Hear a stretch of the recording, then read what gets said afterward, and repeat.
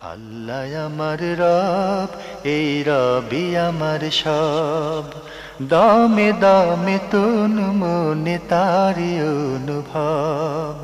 তোমার দুনিয়াতে আমি যেদিকে তাকাই, অথই নিয়ামতে ডুবে আছি সবাই। পাক পাখালির গানে শুনি তসবি কলো রব, তসবি কলো রব। আল্লাহ আমার রব, এই রবি আমার সব। আসসালামু আলাইকুম। আলহামদুলিল্লাহ, আসসালাতু ওয়াসসালামু আলা রাসূলিল্লাহ। প্রিয় দর্শক, আপনারা যারা দেশে আছেন প্রবাসে, সবাইকে জানাই মাহে রমজানের শুভেচ্ছা। শুরু হলো পবিত্র রমজান উপলক্ষে এনটিভি আয়োজিত এবং লাভ হলো নিবেদিত লাইভ অনুষ্ঠান আপনার জিজ্ঞাসা।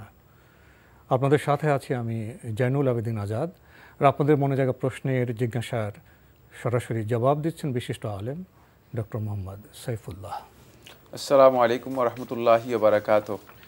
প্রিয় দর্শক, আমাদের আজকের প্রাসঙ্গিক আলোচনার বিষয় রমজানে আল্লাহর নৈকট্য লাভের উপায়। চলুন তাহলে জিজ্ঞাসার আলোকিত ভুবনে আমরা প্রশ্ন নিচ্ছি। আসসালামু আলাইকুম, পরিচয় দিয়ে প্রশ্ন করুন। লাইনে আছেন? জি জি, আপনার পরিচয় দিয়ে প্রশ্ন করুন। আমি মোহাম্মদ আরিফ ইকবাল বলছি নরসিংদী থেকে। জি বলুন। আমার প্রশ্ন দুটা। প্রথম প্রশ্নটা হচ্ছে যে আপনি, জি হ্যালো, জি আপনাকে শুনতে পাচ্ছি, আপনার প্রশ্ন করুন। জি আমার প্রশ্নটা হচ্ছে যে আসর নামাজের পরে তো কোনো নামাজ নেই, কিন্তু আমরা যে হাদিসে পাই যে নবীজি সাল্লাল্লাহু আলাইহি সাল্লাম বলতেছেন যে মসজিদে প্রবেশ করে কেউ যেন 2 রাকাত নামাজ না পড়ে না বসে। তা আসর নামাজের পরে মানে মাগরিবের আগে আমরা মসজিদে যাই, তখন মানে মসজিদে যে আমাদের করণীয়টা কি?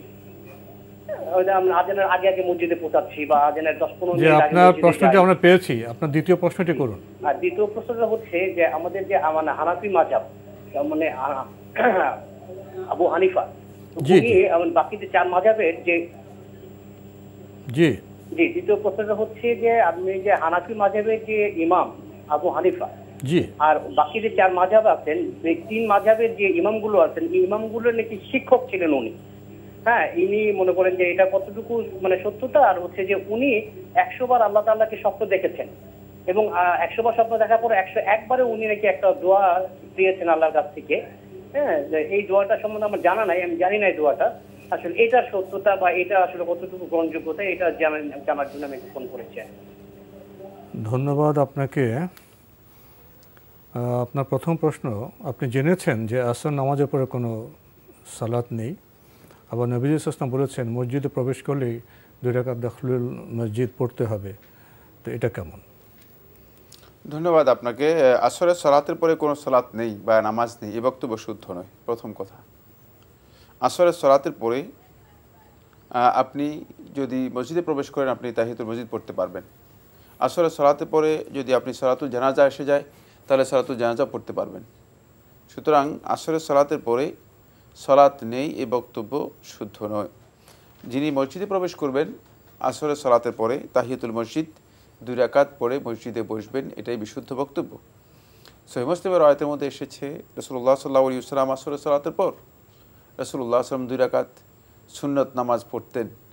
জোহরের যে সুন্নত রাসূলুল্লাহ সাল্লাল্লাহু আলাইহি ওয়াসাল্লাম আগে পড়তে পারেননি, আসরের সালাতের পর রাসূলুল্লাহ সাল্লাল্লাহু আলাইহি ওয়াসাল্লাম সেই 2 রাকাত সুন্নত পড়েছেন। সুতরাং আসরের সালাতের পর সালাত নেই, এই বক্তব্য একেবারেই শুদ্ধ নয়। আপনি আরও প্রশ্ন করেছেন হানাফি মাযহাব প্রসঙ্গে, অন্য মাযহাবের কথা আপনি তুলে ধরেছেন এবং বলেছেন ইমাম আবু হানিফা 100 বার আল্লাহকে স্বপ্ন দেখেছেন এবং তিনি একটি দোয়া পেয়েছেন, যদিও সে দোয়া সম্পর্কে আপনি কিছু বলতে পারেননি। এসব বিষয় কি ঠিক আছে? এখানে অনেকগুলো কথা একসাথে উল্লেখ করেছেন। প্রথম কথা হচ্ছে ইমাম আবু হানিফা রহমতুল্লাহ আলাইহি বাকি 3 ইমামের শিক্ষক, সরাসরি বক্তব্য শুদ্ধ নয়।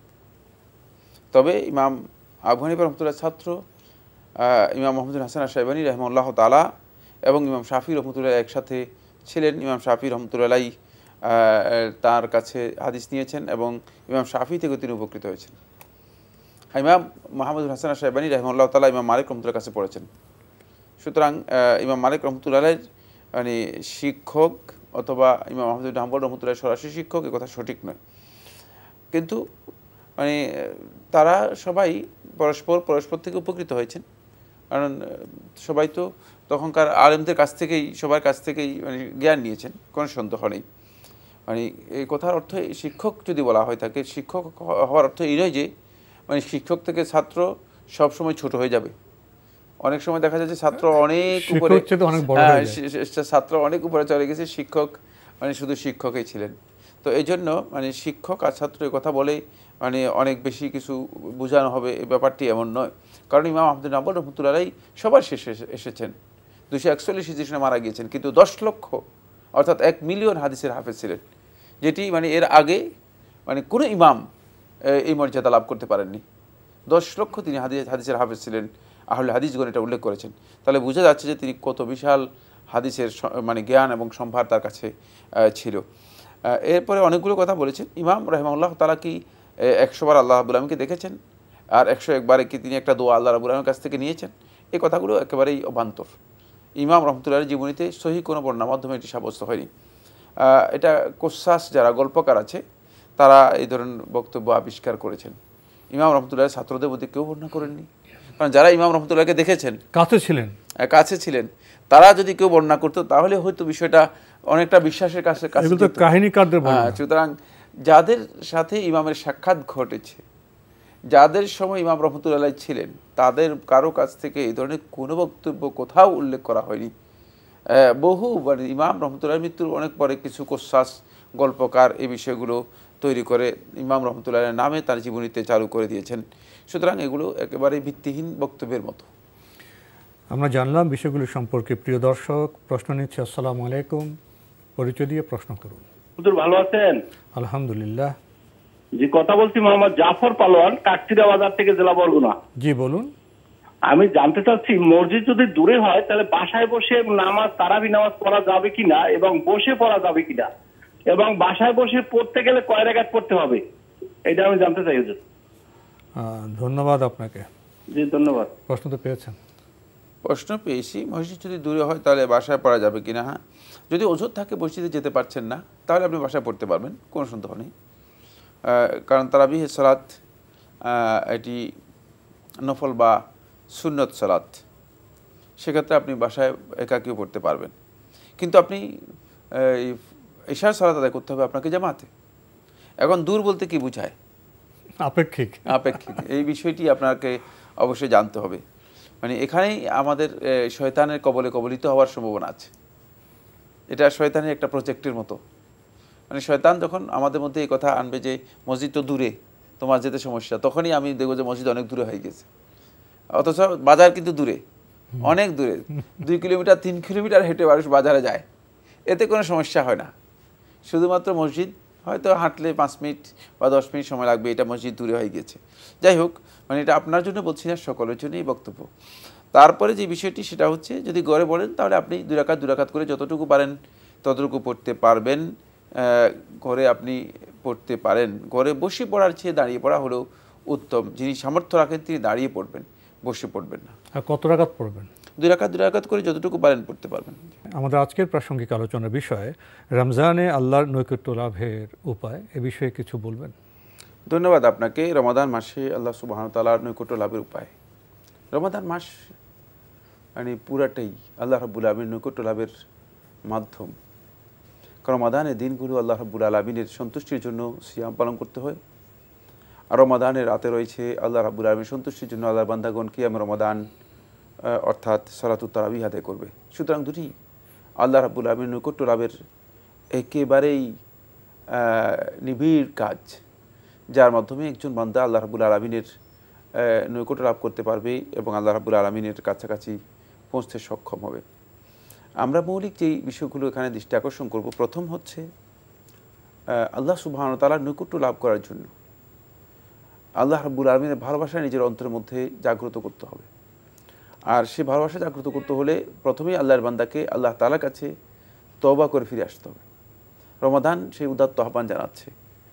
ফলে আল্লাহ রাব্বুল আলামিনের পক্ষ থেকেই রমাদান মাসের শুরু থেকেই এই ঘোষণা আসে, ইউনাদি মুনাদি মিনাস সামা, আসমান থেকে একজন আহ্বানকারী আহ্বান করে, ইয়া বাগিয়াল খাইরি আকবিল, হে কল্যাণের প্রত্যাশী ব্যক্তি, আকবিল, তুমি এগিয়ে আসো, সামনের দিকে ভালো কাজের জন্য এগিয়ে যাও। এখানেই ভালো কাজের দিকে এগিয়ে যাওয়ার জন্য প্রথমেই কাজ হচ্ছে খারাপ কাজগুলো থেকে আমাদেরকে প্রত্যাবর্তন করতে হবে, ফিরে আসতে হবে, তওবা করতে হবে। তওবা করেছেন যে ব্যক্তি, তিনি আল্লাহ রাব্বুল আলামিনের দিকে এগিয়ে আসছেন, তিনি আল্লাহ তাআলার নৈকট্যের পথে এগিয়ে যাচ্ছেন। এটা হলো প্রথম পয়েন্ট। দ্বিতীয় পয়েন্ট হচ্ছে, তওবা করার পর বান্দাগণ রমাদান মাসে তাদের আল্লাহ তাআলার নৈকট্য লাভ করার জন্য যে কাজটি বেশি বেশি করবে, যেহেতু রমাদান মাস হচ্ছে এর প্রত্যেকটি প্রোগ্রাম, প্রত্যেকটি প্রজেক্ট আল্লাহ সুবহানাহু ওয়া তাআলা মাগফিরাতের জন্য দিয়েছেন, সবগুলোর সাথেই মাগফিরাতের ঘোষণা রয়েছে। তাই আল্লাহর বান্দাগণ সেখানে আল্লাহ রাব্বুল আলামিনের কাছে অধিক পরিমাণে ক্ষমা প্রার্থনা করবে। ক্ষমা প্রার্থনা আল্লাহ রাব্বুল আলামিনের কাছে যখনই করবে, তখনই আল্লাহ সুবহানাহু ওয়া তাআলা বান্দাকে কাছে নিয়ে আসবেন, বান্দাকে আল্লাহ সুবহানাহু ওয়া তাআলা ক্ষমা করবেন এবং কাছে নিয়ে আসবেন। আল্লাহ রাব্বুল আলামিন বান্দার সমস্ত গুনাহ ক্ষমা করে দিতে পারেন। এই কারণে রমাদান মাস যারা পেয়েছে, হতে পারে যে যদি সত্যিকার আন্তরিকতার সাথে, ইখলাসের সাথে এবং ঈমানের সাথে আল্লাহ রাব্বুল আলামিনের কাছে তিনি ক্ষমা প্রার্থনা করেন, আল্লাহ সুবহানাহু ওয়া তাআলা হতে পারে যে তাকে পরিপূর্ণরূপে ক্ষমা করে দিতে পারেন, আল্লাহ রাব্বুল আলামিন মাফ করে দিতে পারেন এবং এর মাধ্যমে সে আল্লাহ সুবহানাহু ওয়া তাআলার নৈকট্য লাভ করবেন। আরেকটি বিষয় রমাদান মাসে অত্যন্ত গুরুত্বপূর্ণ, সেটা হচ্ছে আল্লাহ তাআলার কাছে দোয়া করা। রাসূলুল্লাহ সাল্লাল্লাহু আলাইহি ওয়াসাল্লাম রমাদান মাসে আল্লাহ রাব্বুল আলামিনের কাছে দোয়া করতে বলেছেন। ফলে আমরা দেখতে পাই আল্লাহ সুবহানাহু ওয়া তাআলা কোরআনে কারীমে রমাদান মাসের যে সমস্ত আমলগুলো উল্লেখ করেছেন, তার মধ্যে একটি অন্যতম আমল আল্লাহ সুবহানাহু ওয়া তাআলা এদিকে ইঙ্গিত করেছেন, সেটা হচ্ছে আল্লাহ রাব্বুল আলামিনের কাছে দোয়া করার জন্য, যাতে করে আমরা অধিক পরিমাণে আল্লাহ রাব্বুল আলামিনের কাছে দোয়া করতে পারি। বান্দা যখন আল্লাহ রাব্বুল আলামিনের কাছে দোয়া করে, তখন বান্দার অন্তর আল্লাহ রাব্বুল আলামিনের কাছে অবনত হয়, অনুগত হয় এবং আল্লাহ রাব্বুল আলামিনের কাছে তার অভাব মুখাপেক্ষিতাকে সে তুলে ধরার জন্য চেষ্টা করে। এই যে মানে আল ইফতিকার, তার যে অভাব এবং মুখাপেক্ষিতা, এটা যখন সে পেশ করবে, তখনই আল্লাহ সুবহানাহু ওয়া তাআলা বান্দার প্রতি সদয় হন এবং আল্লাহ রাব্বুল আলামিন বান্দাকে রহমত দিয়ে থাকেন। আমরা খুবই গুরুত্বপূর্ণ বিষয়ে অবগত হলাম। প্রিয় দর্শক, আমরা প্রশ্ন নিচ্ছি। আসসালামু আলাইকুম, পরিচয় দিয়ে প্রশ্ন করুন। আসসালামু আলাইকুম। ওয়ালাইকুম আসসালাম। ভাই, আমার প্রশ্ন হলো, আমাদের মসজিদের সাথে মাদ্রাসা আছে, মাদ্রাসাটার আপনার টিন, উপরে টিন আর কি, ওইটাকে বিল্ডিং করা হবে। এখন মাদ্রাসার যে ছাত্ররা আছে তাদেরকে ট্রান্সফার করার জন্য আমাদের মসজিদে দোতলায় রাখার ব্যবস্থা করা হইতেছে। তো দোতলায় আপনি শুধু জুম্মার দিন আপনার ওই মুসল্লি আসেন, এমনি পুরো সপ্তাহে খালি থাকে। এখন আমরা এটা নিয়ে একটু কনফিউশন হয়ে গেছি যে ওই এই সময়টা আর কি ওই দোতলায় ছাত্রদেরকে রাখা যাবে কিনা। আর কোনো প্রশ্ন আছে? জি না, আমার এই একটা। ধন্যবাদ আপনাকে। মসজিদ মাদ্রাসা একসাথে আছে, এখন মাদ্রাসা বিল্ডিং হবে, এখন মসজিদের দোতলায় ছাত্রদের সাময়িকভাবে রাখা যাবে কিনা? হ্যাঁ, মসজিদে দোতলায় ছাত্ররা থাকতে কোনো বাধা নেই। মসজিদে থাকা এবং মসজিদের প্রয়োজনে ঘুমানো জায়েজ। মসজিদের আহকামের মধ্যে উল্লেখযোগ্য বিধান হচ্ছে যদি কোনো প্রয়োজন দেখা দেয়, আল্লাহর বান্দাগণ মসজিদে থাকতে পারবেন। আমরা জানলাম বিষয়টি সম্পর্কে। প্রিয় দর্শক, প্রশ্ন নিচ্ছি। আসসালামু আলাইকুম, পরিচয় দিয়ে প্রশ্ন করুন।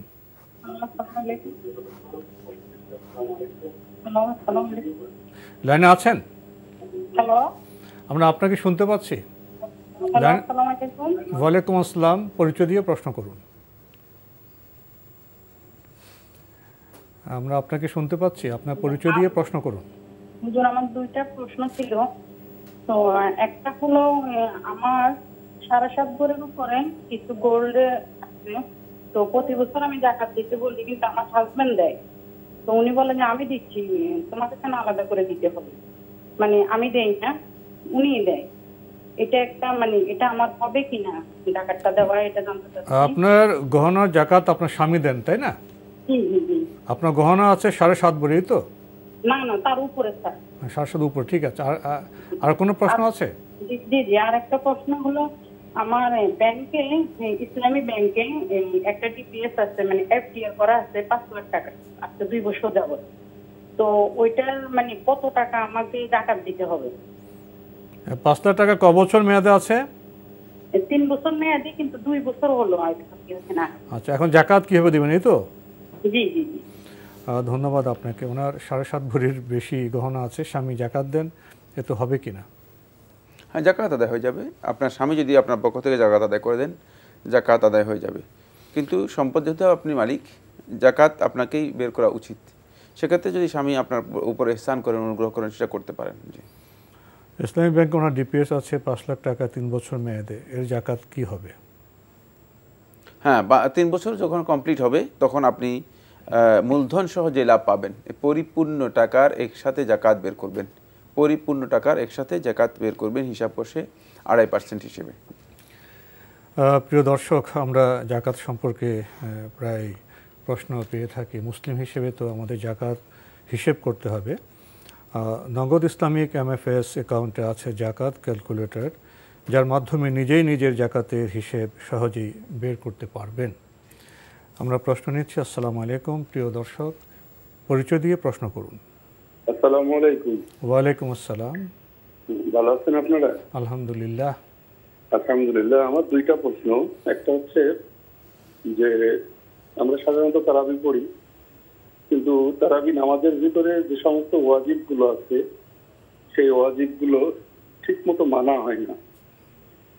যেমন সেজদার মাঝখানে একটু থামা, ওই রুকু থেকে উঠে দাঁড়ানো, ওখানে একটু থামা, খুব হুটহাট করে বা তাড়াহুড়ো করে নামাজগুলো হয়।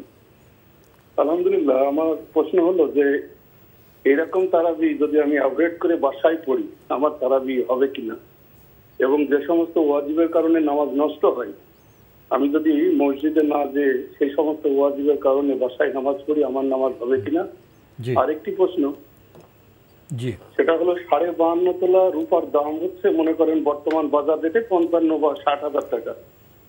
আমার যদি 52.5 তোলা রূপার পরিমাণ অর্থ থাকে, আমাকে জাকাত দিতে হবে কিনা, এবং আমার স্বর্ণের পরিমাণ যতটুকু আছে আমার ওয়াইফে বা বাচ্চা কাচ্চা, সেটা 4.5 ভরি, তার দাম অনুসারে আমাকে জাকাত দিতে হবে কিনা রূপার সমপরিমাণ মূল্যে। এই প্রশ্নগুলো আমি খুব কৃতজ্ঞ হতাম। 4.5 ভরি যে আপনাদের স্বর্ণ আছে, এটা কি গহনা? জি, গহনা। ধন্যবাদ আপনাকে, আপনি খুবই গুরুত্বপূর্ণ 2টি প্রশ্ন করেছেন। আপনি প্রথমে বলেছেন যে তারাবি পড়েন এবং লক্ষ্য করেছেন যে সেখানে ওয়াজিব মানা হয় না। প্রসঙ্গত আপনি সেজদা এবং রুকুর কথা উল্লেখ করেছেন। তাড়াহুড়ো করে বাসায় পড়ে ওয়াজিব লঙ্ঘনের কারণে আপনি যদি বাসায় তারাবি পড়েন, সেটা হবে কি না? হয়ে যাবে। বাসায় আপনি তারাবি সালাত যদি আদায় করেন একাকী, তাও হয়ে যাবে। কিন্তু উত্তম হচ্ছে মসজিদে ইমামের সাথে সালাত আদায় করা, তারাবির সালাত। সেক্ষেত্রে আপনি এই উত্তম যে ফজিলতটুকু আছে সেটা পাবেন না।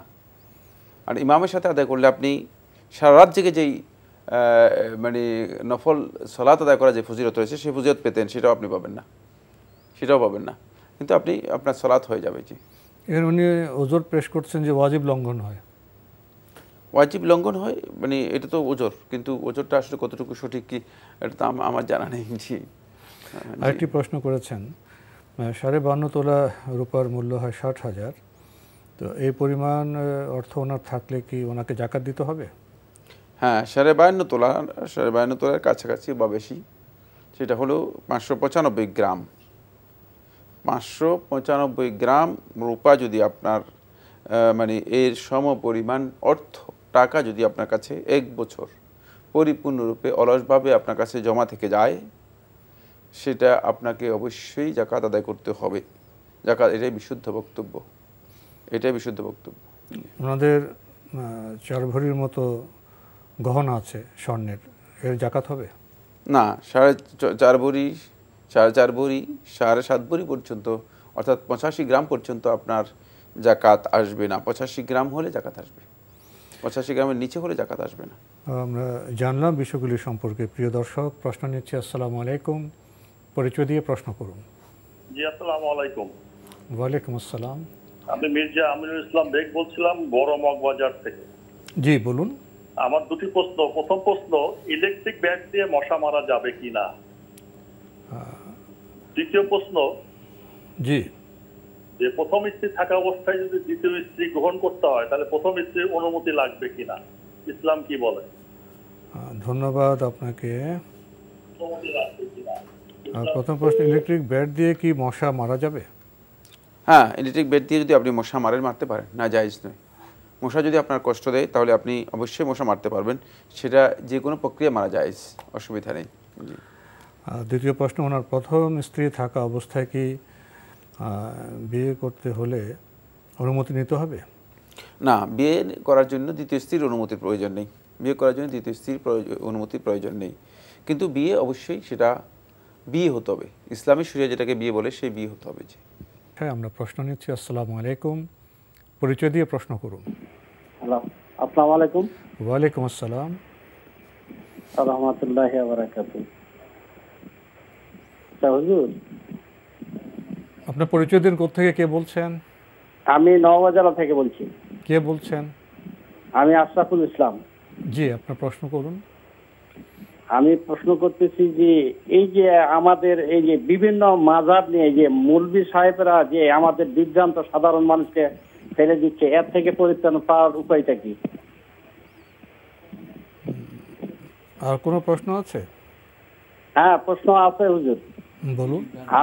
আমি আর একটা কথা বলতেছি যে ওই যে আমাদের এই যে তারাবির নামাজ সম্পর্কে কেউ বলতেছে যে না 8 রাকাতটাই সঠিক, 20 রাকাতটা ঠিক না, আর কেউ বলতেছে না 20 রাকাতটাই সঠিক, 8 রাকাত ঠিক না। এই যে আমরা যে মানে অর্ধ শিক্ষিত মানুষ আর কি, যারা মানে ইসলামের মানে মাওলানাদের কথা শুনেই মানে আমরা তো মনে করি যে চলাফেরা করি, আমাদের এর থেকে পরিত্রাণ পাওয়ার উপায়টা কি? ধন্যবাদ আপনাকে। আপনি যেভাবে প্রশ্ন করলেন সেখানে একটা প্রেক্ষাপট সৃষ্টি হয়েছে। ইসলাম তো প্রত্যেক মুসলমানের জন্য, আমরা সব কিছু মানবের উপর কাঁধের উপর ছেড়ে দিই কেন? আমাদেরকে ধর্ম সম্পর্কে জানতে হবে না? আর বলছেন বিভিন্ন মাযহাব বিভ্রান্তি সৃষ্টি করছে। আসলে কি বিভিন্ন মাযহাবের বক্তব্যকে আমাদের মধ্যে বিভ্রান্তি সৃষ্টি করে, না আমরা নিজেরা বিভ্রান্ত হই? আমাদের মাযহাবের কথা বলছি, আমরা কি জানি মাযহাবের ইমাম কি বলেছেন? আর আমরা যদি বাজারে যাই আমাদের সঙ্গে বিভ্রান্ত হই না? বাজারে পণ্য কেনার সময় কোনটা ঠিক কোনটা বেঠিক আমরা তো বিভ্রান্ত হই না, সেখানে আমরা সফল হই। তো ধর্মের ক্ষেত্রে আসলে আমরা তো সহজে এখানে বিভ্রান্ত হয়ে যাবো। আমাদেরকে কোনো দায়িত্ব নেই, কর্তব্য নেই, সবসময় আমরা ব্লেম গেম করবো, অন্যের উপর দোষ ছেড়ে দিব। আমরা কি নিজেদের দিকে তাকাবো না একটু? এই দৃষ্টি আকর্ষণ করার পর আপনার কাছে যাচ্ছি। উনি যে প্রশ্নগুলো করেছেন, বিভিন্ন মাযহাব বিভ্রান্তি সৃষ্টি করেছেন। মাযহাব কখনো বিভ্রান্তি সৃষ্টি করেনি, মাযহাবের ইমামরাও কখনো বিভ্রান্তি সৃষ্টি করেননি। মাযহাবের কোনো বক্তব্য বিভ্রান্তিকর নয়। যারা বলছেন ভুল বলছেন। বিভ্রান্তি যদি সৃষ্টি, বিভ্রান্তি আমরা নিজেরাই তৈরি করছি। বিভ্রান্তির কারণ আমরা নিজেরাই, না বুঝে, জ্ঞান অর্জন না করে, আন্দাজের উপর গোড়ামি করে, সীমালঙ্ঘন করে, বাড়াবাড়ি করে, মানে কারোর সাথে মানে টক্কর দিয়ে অহংকার করে বিজয়ী হতে চাই, অপ্রয়োজনীয় প্রতিবাদ করে, এগুলোর মাধ্যমে আমরা নিজেরা বিভ্রান্তির মধ্যে পড়ে গিয়েছি। আপনি জানেন 4টি মাযহাব রয়েছে, এতটুকু তো আপনার জানা আছে। এর অর্থটা কি? এর অর্থ হচ্ছে 4টি মাযহাব, এর অর্থ হচ্ছে যেখানে কি আছে, সুযোগ আছে, গবেষণার পার্থক্য আছে। সুতরাং আপনি বিভ্রান্তির বক্তব্য দিবেনই বা কেন? আপনি যে কোনো একটা গ্রহণ করেন, আপনি চেষ্টা করুন যেটা কোরআন এবং হাদিসের দৃষ্টিতে হক একেবারেই কাছাকাছি, সেটা জানার জন্য চেষ্টা করবেন, সেটা জানার জন্য, সেটা গ্রহণ করার জন্য চেষ্টা করবেন। আপনি বাজারে গেলে যেমনিভাবে আপনি একাধিক দোকান থেকে যেটা সবচেয়ে ভালো জিনিস দেখে চয়েস করে তারপরে সেগুলো কিনেন, ঠিক এখানেও আপনাকে দ্বীনের ব্যাপারে সর্বোচ্চ জ্ঞানের ভিত্তিতে চেষ্টা করবেন যে কে সবচেয়ে বেশি জ্ঞানী, কার কাছে সবচেয়ে বেশি তথ্য আছে, ইনফরমেশন আছে, কোরআন এবং হাদিস আছে, তার কাছ থেকে জানার জন্য চেষ্টা করুন। তাহলে বিভ্রান্তির কিছুই আসবে না। তাই আপনি যে কথা বলেছেন, এই কথার সাথে মাযহাবের কোনো সম্পর্ক নেই, এই কথার সাথে বিভ্রান্তির কোনো সম্পর্ক নেই। এগুলো আমরা নিজেরা বিভ্রান্তি বৃদ্ধি করছি। যেমন ধরুন, পরের বিষয়টি আপনি নিয়ে আসছেন, তারাবি সালাত 8 রাকাত এবং 20 রাকাত। তো 8 রাকাত এবং 20 রাকাত যারা বলেছে তারা কেউ কিন্তু ফরজও বলে নেই, ওয়াজিবও বলে নেই। তো তাহলে আপনি বিভ্রান্ত হচ্ছেন কেন? তারা বলেছে এটা হচ্ছে সুন্নত নামাজ, অতিরিক্ত নামাজ। 8 রাকাত বলেছেন কেউ কেউ 20 রাকাত পড়েছেন আলেমদের মধ্যে, কেউ 36 রাকাত বলেছেন, কেউ 41 রাকাত বলেছেন, সেটা হয়তো আপনি জানেন না, এই জন্য আপনি মানে এতটুকু পর্যন্ত এখন পৌঁছেন নাই। আরও কথা আছে এখানে, আরও অনেক মানে বক্তব্য রয়েছে। তো সেক্ষেত্রে আপনি সহিটা জেনে নিন, তাহলেই সহজ হয়ে যাবে। সহি হচ্ছে 2 রাকাত করে আপনি পড়তেই থাকবেন, ইমামের সাথে শেষ করা পর্যন্ত পড়বেন। ইমাম যদি 8 রাকাত পড়ে শেষ, ইমাম যদি 10 রাকাত পড়ে শেষ, ইমাম যদি 12 রাকাত পড়ে শেষ, ইমাম যদি 20 রাকাত পড়ে শেষ। আর যদি ইমামের সাথে শেষ না করতে পারেন, 2 রাকাত করে আপনি পড়তে পারবেন। আপনার যতক্ষণ সামর্থ্য থাকে আপনি ততক্ষণ পড়তে পারবেন। রাতের নামাজ এভাবেই পড়তে হয়। আমরা জানলাম বিষয়গুলি সম্পর্কে। প্রিয় দর্শক, প্রশ্ন নিচ্ছে। আসসালামু আলাইকুম, পরিচয় দিয়ে প্রশ্ন করুন। হ্যালো, আসসালামু আলাইকুম। ওয়ালাইকুম আসসালাম। জি, আমি জিয়াউল হাসান বলছি মালিবাগ থেকে। জি ভাইয়া বলুন। জি, আমার প্রশ্নটি হচ্ছে যে লাইলাতুল কদরের যে রাতটি, এটা তো আমরা জানি যে যে কোনো একটি বিজোড় রাতে, শেষ দশকে, এটা কি আপনার মানে নির্দিষ্ট একটি বিজোড় রাতে করা আছে, যেমন 25 রাত বা 27 রাত বা 29 রাত, মানে প্রতি বছর কি একই রাতটাই হবে নাকি প্রতি বছর চেঞ্জ হয়? ধন্যবাদ। আপনাকে আর কোনো আরেকটি প্রশ্ন হচ্ছে যে আমরা তো একটি হাদিসে শুনেছি যে একজন পাপী মহিলা, উনি একটি প্রাণীকে মানে একটা বিড়াল ছানাকে বা কুকুর ছানাকে বাঁচানোর পরে আল্লাহ ওনার জীবনের সমস্ত গুনাহ মাফ করে দিয়েছেন। তো আমার প্রশ্নটি হচ্ছে যে যে সকল গুনাহ আপনার বান্দার হক নষ্ট করলে যে সব গুনাহ হয়, সেটা নাকি মানে ওই বান্দা মাফ না করলে গুনাহ মাফ পায় না। তো সেক্ষেত্রে ওই মানে এই টাইপের পাপগুলা কিভাবে মানে আল্লাহ ক্ষমা করবেন, বান্দার হক মানার সাথে যেগুলা আপনার যুক্ত থাকে? ধন্যবাদ আপনাকে। আপনার প্রথম প্রশ্ন কদরের রাত্রি প্রসঙ্গে। আপনি জেনেছেন যে শেষ দশকে বেজোড় রাতে হয়। কদরের কোনো নির্দিষ্ট দিন আছে? আর প্রতি বছর কি একই দিনে কদর হয়, না এখানে বিভিন্নতা আছে? কদরের রাত্রি বিজোড় রাতগুলোতে রাসূলুল্লাহ তালাশ করতে বলেছেন। এর অর্থ হচ্ছে বেজোড় রাতের যে কোনো একটি রাত, সেই রাতটি নির্দিষ্ট, আল্লাহ সুবহানাহু ওয়া তাআলা ভালো জানেন এবং রাসূলুল্লাহ সাল্লামকে জানানো হয়েছে। রাসূলুল্লাহ সাল্লাল্লাহু আলাইহি ইসলামকে এরপর ভুলে দেওয়া হয়েছে।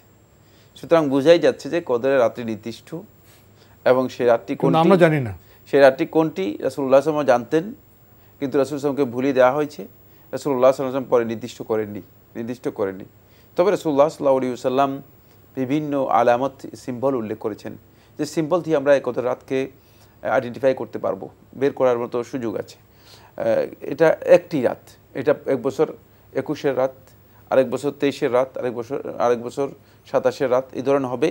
এই ধরনের একটা বক্তব্য রয়েছে। এই মাসালার মধ্যে 44টি বক্তব্য কাউল রয়েছে, মানে 44টি অভিমত আছে। হাফেজ ইবনে হাজার আসকালানী রাহমাতুল্লাহ ফতুল বারীতে উল্লেখ করেছেন, বিস্তারিত আলোচনা করেছেন, অনেক দীর্ঘ বক্তব্য করেছে। বিশুদ্ধ বক্তব্য হচ্ছে এটি একটি সুনির্দিষ্ট রাত্রি, যেহেতু আল্লাহ তাআলা কোরআনের মধ্যে নির্দিষ্ট করেছেন, 2 আয়াতের মধ্যে আল্লাহ রাব্বুল আলামিন বলেছেন, নির্দিষ্ট করে দিয়েছেন, ইন্না আনজালনাহু ফি লাইলাতিল কদর। আরেকটি আয়াতের মধ্যে আল্লাহ তাআলা বলেছেন, ইন্না আনজালনাহু ফি লাইলাতিল মুবারাকা। সুতরাং বোঝা যাচ্ছে এই রাত্রিটি একেবারে নির্দিষ্ট আল্লাহ তাআলার কাছে। জি, আরেকটি প্রশ্ন করেছেন, আল্লাহ গুনাহ মাফ করে দেন এই প্রসঙ্গে। কেউ যদি বান্দার হক নষ্ট করেন, সেক্ষেত্রে কি আল্লাহ গুনাহ মাফ করবেন? আল্লাহ সুবহানাহু ওয়া তাআলা তো গুনাহ ক্ষমা করতে আল্লাহ রাব্বুল আলামিনের কোনো ধরনের কিছুই প্রশ্ন নেই। গুনাহ ক্ষমা করতে ভালোবাসেন, তো ভালোবাসেন, কেউ প্রশ্ন করার সুযোগ নেই যে আল্লাহ কেন ক্ষমা করেছেন, এই প্রশ্ন করার কি কোনো সুযোগ আছে? আল্লাহ সুবহানাহু ওয়া তাআলা আপনি যে নারীর কথা বলেছেন, যে কুকুরকে মানে পানি পান করিয়ে তাকে মানে জীবিত করেছেন বা জীবন দান করেছেন, এই কারণে মানে আল্লাহ সুবহানাহু ওয়া তাআলা তাকে যে ক্ষমা করে দিয়েছেন। খুব ভালো করে খেয়াল করুন, যখন সবচেয়ে বড় অপরাধ থেকে কাউকে ক্ষমা করে দেওয়া হয়, তখন তার ওই ছুরি চাপুরি যেগুলো আছে, এগুলো তো এমনিতেই হয়ে যাবে, মাফ হয়ে যাবে, কারণ তার তো অনেক অপরাধ, ছোটোগুলো এমনি ক্ষমা হয়ে যাবে। এখানে হকুল ইবাদ যেগুলো আছে, সেগুলো আল্লাহ রাব্বুল আলামিন বান্দাদের হক, আল্লাহ রাব্বুল আলামিন বান্দাদেরকে পুষিয়ে দিবেন। আমরা প্রশ্ন নিচ্ছি। আসসালামু আলাইকুম, প্রিয় দর্শক, পরিচয় দিয়ে প্রশ্ন করুন। জি, আসসালামু আলাইকুম। ওয়ালাইকুম আসসালাম। আমি রংপুর থেকে রেজওয়ানা বলছিলাম। জি, আমার 2টি প্রশ্ন ছিল। প্রথম প্রশ্ন ফিতরা প্রসঙ্গে। জি, আমরা যাদেরকে যাকাত বা ফিতরা দেই, যারা এগুলো নেয় তাদেরকে কি ফিতরা দিতে হবে? যারা জাকাত নেয় তাদেরকে ফিতরা দিতে হবে, এই তো? মানে যারা জাকাত এবং ফিতরা আমাদের কাছ থেকে নেয় তারা কি তাদের জন্য ফিতরা আদায় করবে? ও, তারা ফিতরা আছে, ঠিক আছে। জি জি। আর কোনো প্রশ্ন আছে? আরেকটি প্রশ্ন হচ্ছে সালাতুত তাসবিহ নামাজ সম্পর্কে। আসলে এই নামাজটির গুরুত্ব বা সালাতুত তাসবিহ নামে কোনো নামাজ আছে কিনা? ধন্যবাদ আপনাকে। আমরা একবার সময়ের শেষ প্রান্তে সংক্ষেপে জবাব দিতে হবে। প্রথম প্রশ্ন, যারা ফিতরা জাকাত দেন তাদেরকে কি ফিতরা দিতে হবে? হ্যাঁ, যারা ফিতরা এবং জাকাত দেন না, জাকাত নেন, মানে তাদেরকে যদি ঈদের দিন তাদের কাছে মানে তাদের প্রয়োজনীয় যে খাবার দাবার আছে এগুলোর অতিরিক্ত তাদের কাছে ফিতরা আদায় করার মতো অর্থ থাকে, তাহলে তারাও ফিতরা আদায় করবে। কারণ ফিতরা এটি সম্পদের সাথে জড়িত নয়, সেটা একটা ব্যক্তির সাথে জড়িত। ফিতরা ব্যক্তিকে পবিত্র করবে দুটি জিনিস থেকে। একটি হচ্ছে সিয়ামের ক্ষেত্রে তার যে ভুল বিচ্যুতি হয়েছে সেগুলো থেকে তাকে পবিত্র করবে। 2 নম্বর হচ্ছে ফিতরার মাধ্যমে ওই ব্যক্তি যে সমস্ত বেহুদা অনর্থক মানে খারাপ কাজের মধ্যে লিপ্ত ছিল এগুলো থেকে নিজেকে মানে আল্লাহ রাব্বুল আলামিনের কাছে ক্ষমা লাভ করবে। সুতরাং এই জন্য কেউ কেউ বলেছেন ফিতরা হচ্ছে এটি হলো নফস এর পবিত্রতা দানকারী একটি যাকাত বা একটি সাদাকা, এর মাধ্যমে নফসকে পবিত্র করা হয়ে থাকে। তাই এটি সকলের জন্য, ফকির মিসকিন সকলকেই এটি দিতে হবে যদি সেই দিন ঈদের দিন তার কাছে অতিরিক্ত ফিতরা আদায় করার মতো টাকা থাকে। সালাতুত তাসবিহ নামাজ কি সহি? সালাতুত তাসবিহের ব্যাপারে যে হাদিসটি রয়েছে হাদিসটি বাতিল, গ্রহণযোগ্য নয়। যদিও আলেমদের মধ্যে কেউ কেউ সালাতুত তাসবিহের সালাতের ব্যাপারে অভিমত দিয়েছেন, তারা বলেছেন যে এটি পড়া জায়েজ। বাকি যেহেতু হাদিসটি বিতর্কিত, এক্ষেত্রে নফল সালাত, রাতের নামাজ এর চেয়ে অনেক উত্তম। তো আজকে আমাদের এখানে শেষ করতে হচ্ছে। আপনাকে অনেক ধন্যবাদ। আপনাকে অনেক অনেক ধন্যবাদ। প্রিয় দর্শক, আমরা দেখছিলাম এনটিভি আয়োজিত এবং লাভ হলো নিবেদিত অনুষ্ঠান আপনার জিজ্ঞাসা। আমাদের অনুষ্ঠান আপনারা এনটিভি অনলাইনেও দেখতে পারবেন, ভিজিট করুন www.ntvbd.com। এছাড়া ইউটিউবে এবং আমাদের ভেরিফাইড ফেসবুক পেজে অনুষ্ঠান দেখতে পারবেন। ক্ষমা, সালাত, এদিকে আমাদের অগ্রসর হতে হবে। দেখা হবে ইনশাল্লাহ আগামীকাল একই সময়ে। প্রিয় দর্শক, মহান আল্লাহ আমাদের সবাইকে নিরাপদে রাখুন শান্তিতে। আসসালামু আলাইকুম। আল্লাহ আমার রব, এই রবি আমার সব, দামে দামে তুন মনে তারি অনুভব। তোমার দুনিয়াতে আমি যেদিকে তাকাই, অথই নিয়ামতে ডুবে আছি সবাই।